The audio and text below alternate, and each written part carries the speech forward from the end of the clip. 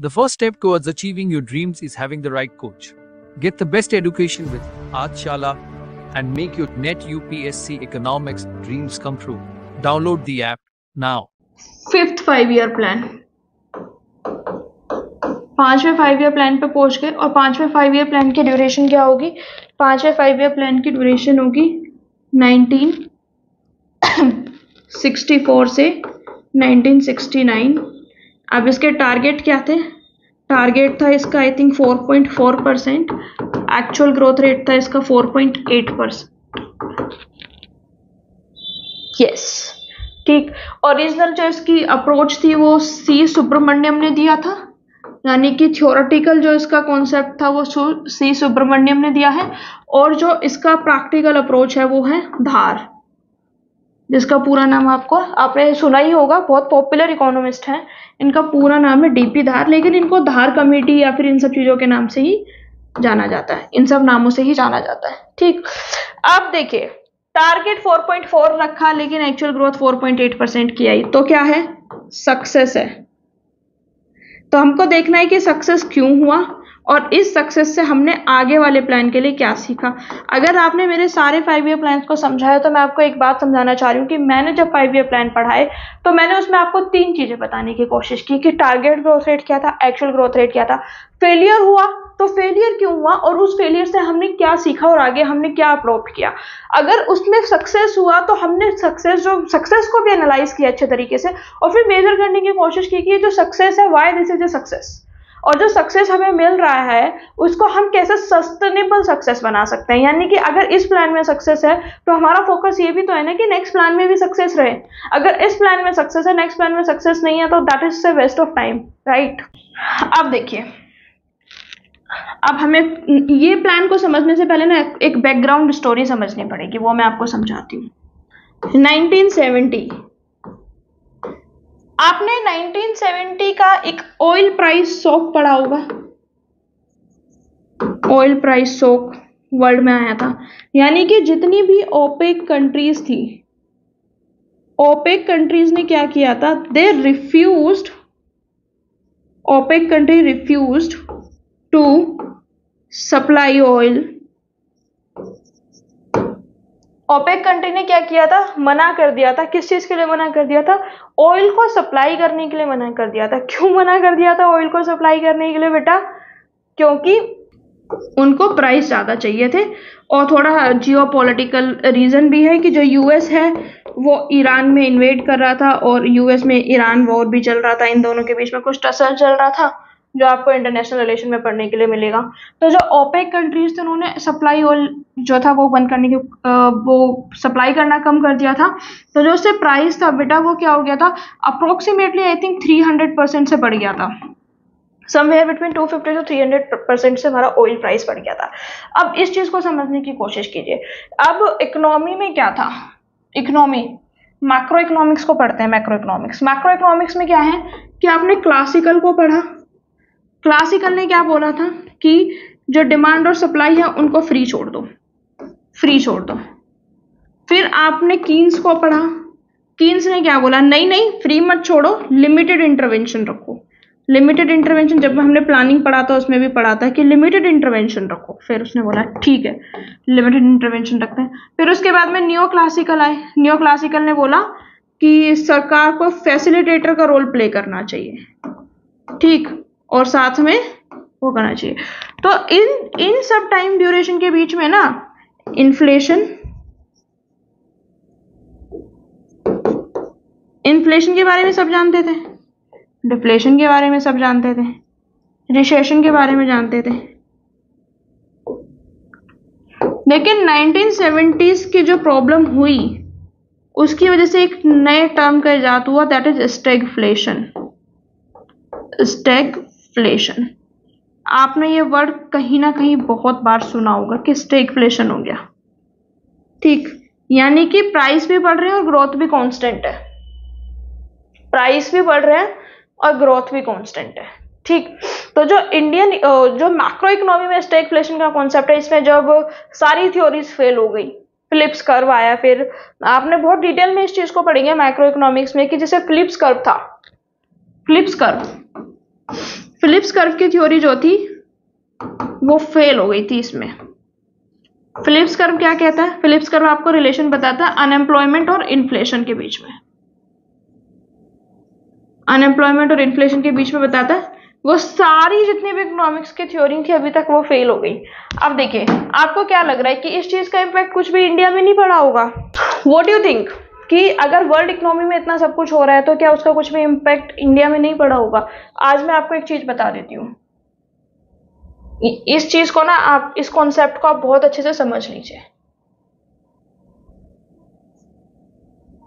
कि जब भी ऑयल का प्राइसेस बढ़ता है, यानी कि जब भी क्रूड ऑयल का प्राइस बढ़ता है तो उससे इन्फ्लेशन कैसे बढ़ता है? देखिए, ऑयल प्राइस, क्रूड ऑयल का प्राइस बढ़ेगा यानी कि हमारा पेट्रोल महंगा होगा, पेट्रोल महंगा होगा तो हमारा डीजल महंगा होगा, पेट्रोल डीजल सारे महंगे हो जाएंगे। ठीक, अब ये महंगे होंगे तो ये इकोनॉमी में कैसे इम्पैक्ट करता है? देखिए, लेट्स से हमने किसी भी चीज को इंपोर्ट किया, इसके बाद में किसी भी चीज को हम मैन्युफैक्चर किया, किसी भी इंडस्ट्री में हमने मैन्युफैक्चर कर दिया। मैन्युफैक्चर करने के बाद बेटा हमने उसको, हमारा एग्रीकल्चर आउटपुट है, ठीक, एग्रीकल्चर आउटपुट, इन सब को, ये सब तो एक जगह पे है ना, एक लोकेशन पे है।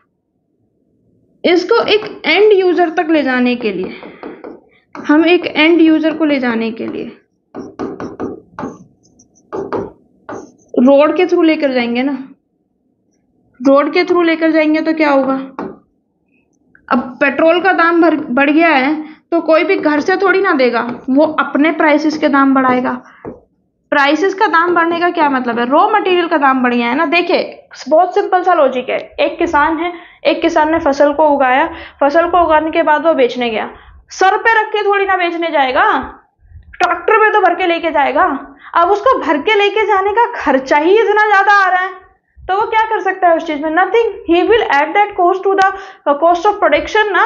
अब कॉस्ट ऑफ प्रोडक्शन ही ज्यादा है तो इन्फ्लेशन बढ़ेगा या नहीं बढ़ेगा? Cost effective inflation, cost push inflation. अगर आपका किसी भी चीज का प्रोडक्ट बनाने का खर्चा ही ज्यादा आ रहा है तो आप प्राइस ज्यादा रखोगे ही रखोगे भाई, इसमें इतना सोचने वाली कौन सी बात है? ठीक है, तो अब प्राइस जो आपने बहुत ज्यादा रख लिया, प्राइस जब आपने इतना ज्यादा रख लिया है तो उसके बाद में आप कुछ नहीं कर सकते हैं। आपका प्राइस अगर ऑटोमेटिकली किसी भी रॉ मटेरियल की वजह से बढ़ रहा है तो एक इन्फ्लेशन को जन्म देता है। अब इन्फ्लेशन ज्यादा हो जाता है इस वजह से, तो जो क्रूड ऑयल प्राइसेस है वो बहुत ज्यादा इंपैक्ट करते हैं। Coming back to the 5th year plan, ये सब तो मैंने इसीलिए बताया कि इसमें इन सब नॉलेज की जरूरत पड़ेगी। 5th ईयर प्लान के हमारे 2 ऑब्जेक्टिव थे, जैसे कि मैंने आपको बताया जो हमारा 4th 5 ईयर प्लान था, इतनी मशक्कत के बाद भी हम उसमें ये सब नहीं कर पा रहे थे।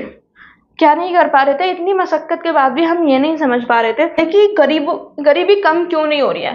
तो अब क्या किया सरकार ने? बहुत इम्प्लिसिटली वो 2 पैरामीटर लेकर आई। पहला, गरीबी हटाओ, कि कुछ भी हो जाए भाई गरीबी तो हटानी पड़ेगी, गरीबी हटाओ। और जो हमारा दूसरा था ऑब्जेक्टिव, वो हमारा 4th 5 ईयर प्लान वाला ही रहा कि अटेनमेंट ऑफ सेल्फ रिलायंस।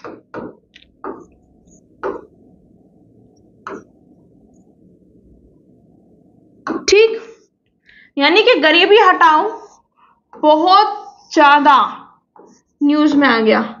अगर आपको याद होगा तो इंदिरा गांधी ने ये स्लोगन भी दिया था, गरीबी हटाओ, जिसको हम रिमूवल ऑफ पॉवर्टी बोलते हैं इंग्लिश में। ठीक, तो ये जो स्लोगन था ये इसी प्लान पे आया। अब गरीबी हटाओ समझ तो आ गया, लेकिन हटाओगे कैसे? हटाओगे कैसे? तो जो सबसे पहली चीज इस सरकार ने की वो क्या किया कि आप इन्फ्लेशन को टैकल करो, जो कि इस ऑयल प्राइस की वजह से आने वाला। ये जो ऑयल प्राइस का जो समझाया था 1970s में वर्ल्ड इकोनॉमी में जो भी हुआ, आप इसको जाके थोड़ा सा पढ़ सकते हैं विकिपीडिया पे, बट आप इतना समझ लीजिए कि जो ओपेक कंट्रीज है, ओपेक कंट्रीज क्या है? दैट इज द एक ग्रुप है जितने भी ऑयल प्रोड्यूसिंग कंट्रीज है वेस्ट एशिया में। सबसे ज्यादा ऑयल का प्रोडक्शन कहाँ होता है? West Asia. अब वेस्ट एशिया में कौन कौन सी कंट्रीज आती है? Saudi Arabia, Iran, Iraq, UAE, ये सब जितने भी मिडिल ईस्टर्न कंट्रीज हैं, ये सारी जो कंट्रीज हैं इनको अरेबियन कंट्रीज भी बोलते हैं, क्योंकि ये अरेबियन पेनिनसुला पे बनी हुई हैं।